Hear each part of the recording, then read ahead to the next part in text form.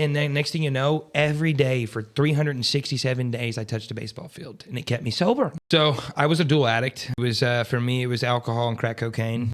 They went hand in hand to me. And so I'm close to almost 3 years sober today. It was the greatest thing ever. Best decision that I've ever kind of decided. If it wasn't for my fiance, she saved my life. But it's one of those things that she saved my life, but really my daughter kind of saved my life. Yeah, she told me, Clayton, you stop today, or like I can't do this anymore. I'm not going to put my kids, our new baby that's here, through this. You shouldn't want to do this, to your kids. And so then I found out that my son wanted to play baseball. And so I was like, okay, well, that was my first love. And then next thing you know, every day for 367 days, I touched a baseball field, and it kept me sober. And I was like, wait a minute, like I feel passion in this, first time ever because coaching. I would assume, like, with all the stuff that you've been through in your head, you're like, I'm not a coach. Who am I to coach anybody? Yeah. The devil's always in the driveway doing push-ups. The negative self-talk's always there. Like, I might be meant to do this,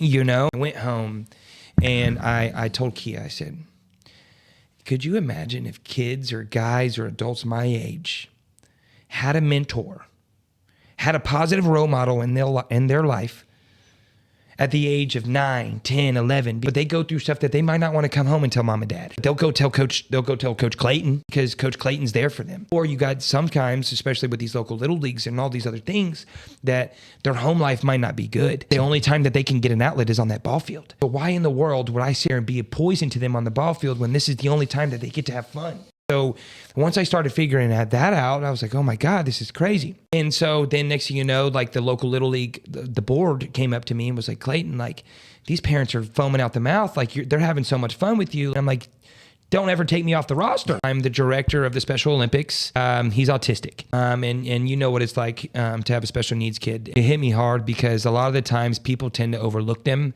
and they try to treat them like they're not human. And damn it, they're human. Right. And so, but with the Challenger League, that's what it's called, the special needs kids. So here, over at Tomball Little League, we let these kids play completely free. And these kids come out there and you should see the smiles on their face.